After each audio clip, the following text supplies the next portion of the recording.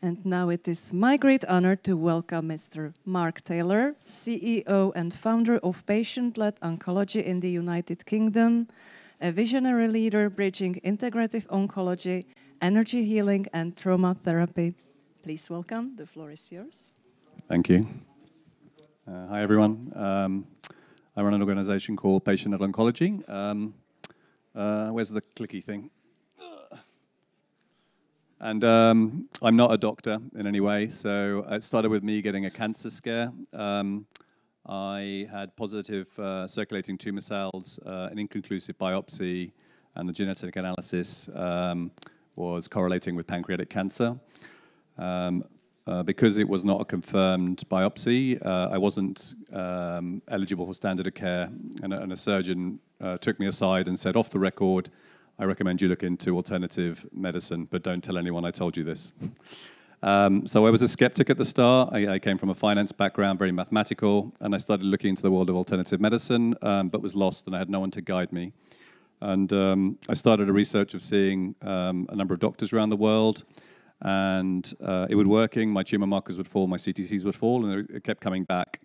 And then I'd go to another doctor, and it kept coming back, and it went to another doctor, and it kept coming back. And along the way, I started realizing by the 10th doctor, I was educating the 10th doctor on what the other 9 doctors were giving me. So I thought, there's a gap here. They're not keeping up to date with the research. And it's really with a business background, I realized there was a mathematical opportunity in the gap between what's in standard of care and medical research doubling every 3 months, which is now confirmed. So we're trying to close the gap between what standard of care are doing and what research is being published. So I created a research organization. It's me and my partner, Gabriel Gavassi. We're both mathematicians by background, sort of problem solvers. We took a mathematical approach to solving it. And we have 2 PhD researchers, Dr. Jahan and Dr. Sahil, who work for us as well. And we look at cancer research through 4 lenses. One is my own experience. I self-study from a medical side, but also increasingly into the psycho-spiritual, very alternative world. I have a Facebook group with 7,300 members, and we're all sharing information on what we're doing. And then I started selling research to doctors and healers who work with me, and we collectively share information together. So I share the research into them, and then I get to follow their patients, and they give the information back to me. But increasingly what we realized is almost everything is in clinical research, and we just basically spend most of our week looking at clinical research that's published, and it's coming at a week of around 50 research articles a week that we filter through, and we're probably at 10 which are relevant for patients that they can take advantage of. So it's a real-time process. It's quite difficult actually keeping on top of the research that's available. This is one of our clients. He's quite a prolific inventor, doctor in the US, Dr. Onik. He invented the nanoknife and cryoablation for prostate cancer. It's one of our clients. He invented a procedure by making an in situ vaccine, a 1 centimeter cryoball in a prostate tumor with immunotherapy agents, and he's clearing prostate cancer in 47% of the patients. And this is an experimental treatment. So prostate cancer, a metastatic disease, is now a hopeful disease if you know where to go. And we do research for him. And this is a sort of, so he's published his research, his retrospective, and it's now in clinical studies and he's got a 100% response rate actually in the stage 1 clinical trial. And then another side of my research is I explore experimental healers. So this is me talking to the shaman of the Noki Khoi tribe, and I went to go and interview him about how he treats cancer patients in the Amazon. And as a stroke of luck, the translator's mum had been treated by him for cancer. And they went through the process of what they used in terms of ayahuasca, kambo, which is a toxic frog in the jungle, and some herbs from the Amazon. And he managed to clear her cancer. And then what I do is I look back through the research and go and find out, is there anything else that correlates with that? And you will find case reports of the use of kambo. And it's a similar process, the purging process used in Ayurveda. In a lot of my research, I come full circle. It seems that kind of a lot of medical traditions, certainly in the ancient, original, indigenous medicines, have the same concepts. They just have different terminology and different methods to do it. So what we've done is we created a database of 2,500 studies that your oncologist won't tell you about. So these are all the studies that you can take advantage of, a patient that is not in standard of care, and it's growing at about 10 per week. I didn't know about the homeopathy one, so I've got an extra one to add in. I've sent to my research team to add into next month's version. And you can go online, you can search for it. There's a free version for patients with some basic stuff, and then there's a $19.99 one, which is more aimed at doctors. And these are an example of things, the power of what's actually happening. If you follow the research, we're getting very close to very effective treatments at the edges of oncology. So for breast cancer now, a very simple combination of two drugs, hydroxychloroquine and everolimus, an mTOR inhibitor, is for patients who've had surgery with breast cancer, it's clearing all the dormant cells and stopping the cancer coming back after 3 years of following. So, and typically it will come back in that cohort in about 7% of patients. And this is something that's quite easy to do, relatively safe, and for an experimental hospital that can give it, you're almost guaranteed for the cancer not to come back, at least in the short term from the length of the study. Cancer vaccines are a big trend in all early studies. They're showing excellent results in stopping the cancer come back. And then we have access to a lot of clinics that use these cancer vaccines where they can in certain less regulated environments. And then so that's, it's typically a private world. Some of those treatments are relatively expensive, but there are also some very cheap treatments out there. So oral bicarbonate for pancreatic cancer patients, when you could shift the urine pH to above 7.5, people were living 29 months versus 8 months of a pH of 6.5. So it's not only for people with money, but there are some very effective solutions that people don't know about at the cheaper end. And at the website, we go through basically every single treatment, and we look at treatments that can help your outcome, treatments that can reduce the risk of side effects, and dosing adjustments as well. The dosing adjustment is probably one of the most important for the future of oncology, because we had the realization from our research that there are financial incentives for the pharma companies not to dose at the optimal levels, particularly when combinations are used. And that will be a final slide I'll talk about. And this is the conclusion we came to. We wanted a single slide to represent what was the future of oncology. This is the edge of oncology as we see it. It's super complicated, but it's everything we can see that's working, based around the hypothesis that it's the immune system that's going to clear up the cancer. So there's an assumption there. It goes from meditation techniques to naturopathy ideas, coaching ideas, just in terms of what a patient needs to do to get themselves kind of organized. Like we got one called starting early. The professor highlighted the point about homeopathy only working when it was started early. This is a key point we see with a lot of people who enter this world, is it doesn't work so well when you enter very late. So yeah, on the outskirts, there's 4 key components: treatment strategies to do with dosing combinations, rotating drugs, inner work, fundamentals, which is kind of your typical naturopathy, and concepts that the patient needs to take on board themselves. Something called the circle of immunotherapy. When you do immunotherapy, it's not a question of a single drug. It's a multifactorial thing. You need 8 segments to be in place at the same time for it to work. And this is why immunotherapy only works in a small number of patients today.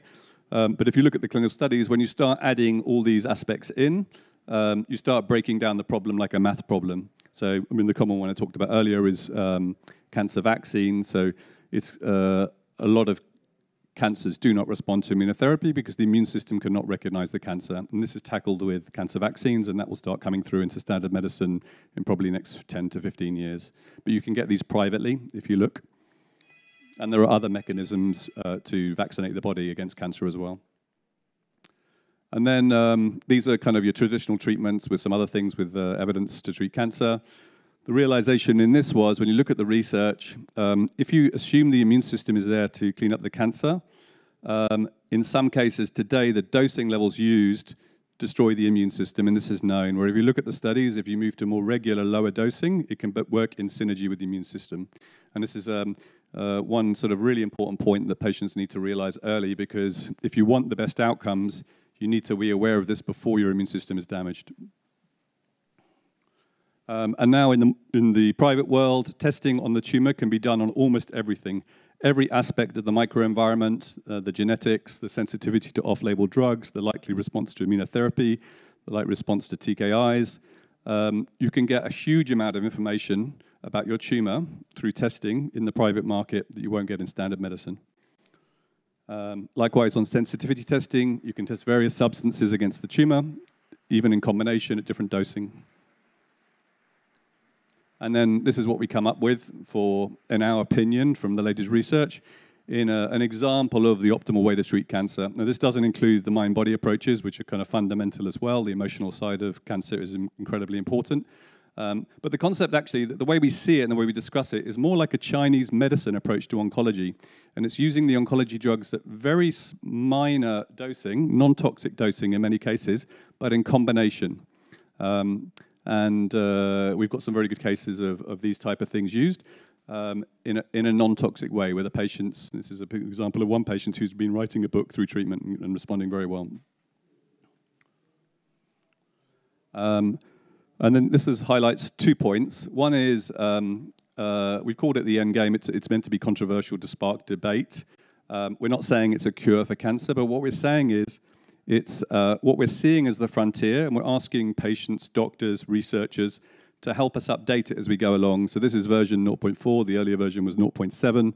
We're constantly iterating as we learn, and there's new research coming in all the time. So it's a process, and the end game is, the intention is to be, how do we stay on top of the research and publish the latest research as it comes out? And this is, for those that can't afford these private doctors to get this private medicine, the impact of the mind-body is huge in cancer. And if you break down what we've called the circle of immunotherapy, there are studies in all these orange items where the emotional state impacts the mechanism. And what it's kind of indicating is the microenvironment of the tumor is shifted from the emotional state of the person. And it's as if you're getting access to dozens, if not 30 or 40 medicines in simultaneous methods through shifting the emotional state. And I have case reports of seeing people who have been able to shift their emotional state and in some cases at least reduce the cancer, and in some cases get rid of the cancer. It's very rare. I work with patients and people trying various approaches. It's very difficult, but we do see cases, particularly when people have had, say, surgery and signs that the cancer is coming back and the markers are increasing, when they start working out how to meditate, maybe doing a psychedelic experience, and they can shift the emotional state, quite often you can see the markers starting to fall again. So this is a summary. This is where we see the future. It's a combination of the latest research in integrative oncology and innate healing.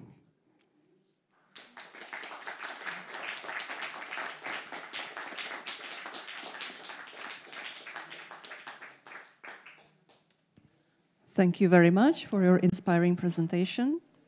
And as we still have some time allotted, I would like to kindly ask the audience if there are any questions.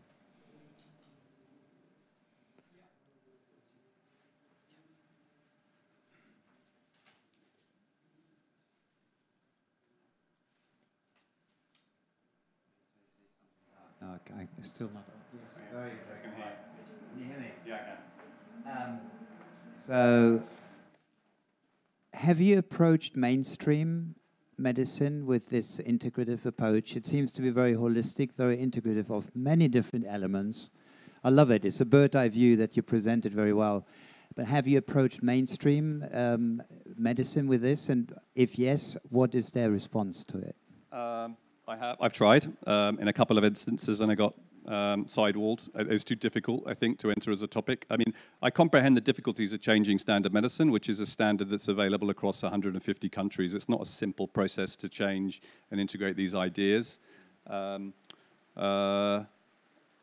presenting at conferences, and people are listening, and I'm starting to get uptake on some conventional people. But not yet. I mean, I think it's going to be a slow process, but it's well, actually, I correct that. I'm working with a bunch of American entrepreneurs and an American hospital that's an academic institution, and they understand the concepts, and they're working through the practical implications of how to add it, but it's very early stage. And I believe there's a couple of twins that are oncologists in the US, and they're dialoguing about it, talking about it. Their mum died of cancer, and they're also talking about the problem, because it's not really a medical problem now, it's a system problem. How do you, the evidence is not there yet. How do you run a clinical trial? How do you fund it? It needs thinking, and I haven't done enough thinking yet to solve that problem, and I think it needs people in the system to understand how do you bring all this in to shift the system. Thank you. No worries.